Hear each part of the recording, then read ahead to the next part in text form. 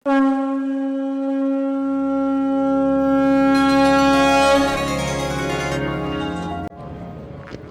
नमो भगवते वासुदेवाय।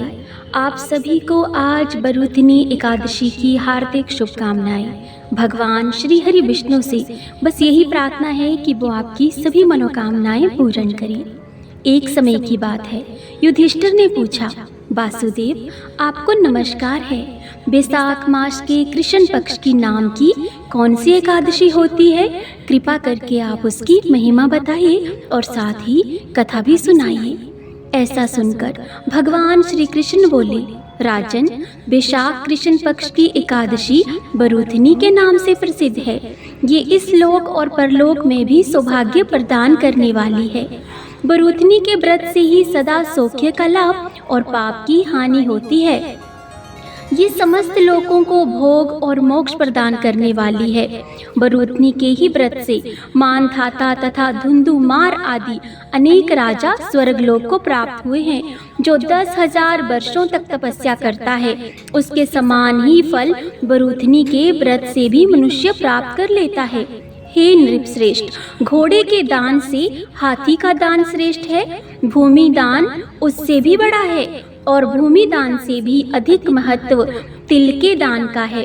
तिल दान से बढ़कर स्वर्ण दान और स्वर्ण दान से बढ़कर अन्नदान है, क्योंकि देवता, पितृ तथा मनुष्यों को अन्न से ही तृप्ति होती है। विद्वान पुरुषों ने कन्यादान को भी अन्नदान के ही समान बताया है। कन्यादान के तुल्य ही धेनु का दान है। ये साक्षात भगवान का कथन है। ऊपर बताए हुए सब दानों में से जैसे बड़ा विद्या दान है, मनुष्य बरूथनी एकादशी का व्रत करके विद्या दान का भी फल प्राप्त कर लेता है। जो लोग पाप से मोहित होकर कन्या के धन से जीविका चलाते हैं, वे पुण्य का क्षय होने पर यातनामय नरक में जाते हैं।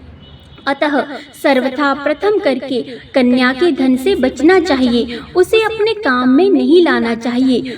जो अपनी शक्ति के अनुसार आभूषणों से विभूषित करके पवित्र भाव से कन्या का दान करता है, उसके पुण्य की संख्या बताने में तो चित्रगुप्त भी असमर्थ हैं। बरूथनी एकादशी करके भी मनुष्य उसी के समान फल प्राप्त करता है। व्रत करने वाला वैष्णव पुरुष दशमी तिथि को कांस, उड़द, मसूर, चना, कोदो, शाक, मधु, दूसरे का अन्न, 2 बार भोजन तथा मैथुन, इन 10 वस्तुओं का परित्याग कर दे। एकादशी को जुआ खेलना, नींद लेना, पाप खाना, दातुन करना, दूसरे की निंदा करना, चुगली करना, चोरी, हिंसा, मैथुन, क्रोध तथा असत्य भाषण, इन 11 बातों का त्याग कर दे। और द्वादशी को कांस, उड़द, गमन, 2 बार भोजन, मैथुन, बैल की पीठ पर सवारी और मसूर, इन 12 वस्तुओं का त्याग करें। राजन, इस विधि से बरूथनी एकादशी की जाती है। रात को जागरण करके जो भगवान मधुसूदन का पूजन करते हैं, वे सब पापों से मुक्त हो परम गति को प्राप्त होते हैं। अतः पाप भीरु मनुष्यों को पूर्ण प्रयत्न करके इस एकादशी का व्रत करना चाहिए। यमराज से डरने वाला मनुष्य अवश्य इस व्रत को करे। जो भी मनुष्य इस एकादशी के व्रत को पढ़ता है या सुनता है, तो उसे भी सहस्त्र गोदान के समान ही फल मिलता है और मनुष्य सब पापों से मुक्त होकर विष्णु लोक में प्रतिष्ठित होता है। तो हे युधिष्ठिर, ये तो मैंने तुमसे कही बरूथनी एकादशी की महिमा। अब मैं सुनाता हूँ बरूथनी एकादशी के व्रत की कथा। प्राचीन काल में नर्मदा नदी के तट पर मानधाता नामक राजा राज्य करते थे। वे अत्यंत दानशील तथा तपस्वी थे। एक दिन जब वे जंगल में तपस्या कर रहे थे, तभी ना जाने कहां से एक जंगली भालू आया और राजा का पैर चबाने लगा। राजा पूर्ववत अपनी तपस्या में लीन रहे। कुछ देर बाद पैर चबाते चबाते भालू राजा को घसीटकर पास के जंगल में ले गया।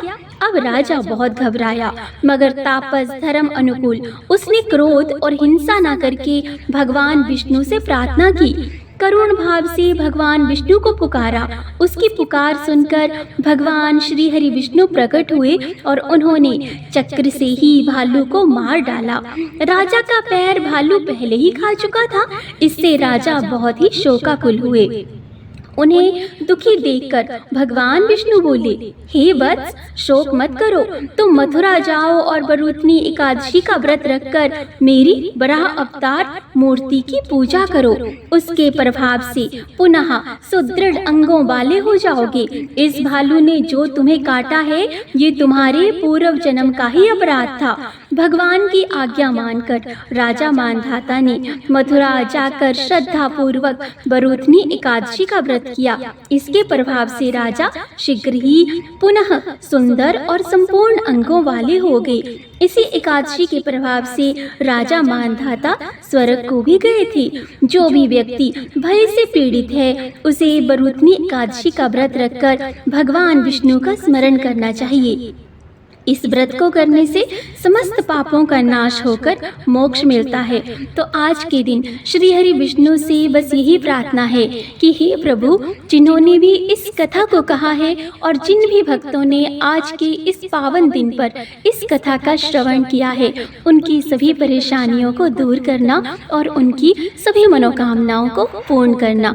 तो इसी के साथ हम मिलेंगे एक और नई किसी मंत्र, स्तोत्र, कथा या फिर कहानी के साथ। तब तक आप सभी अपना और अपनों का ख्याल रखिए। जय श्री हरि विष्णु।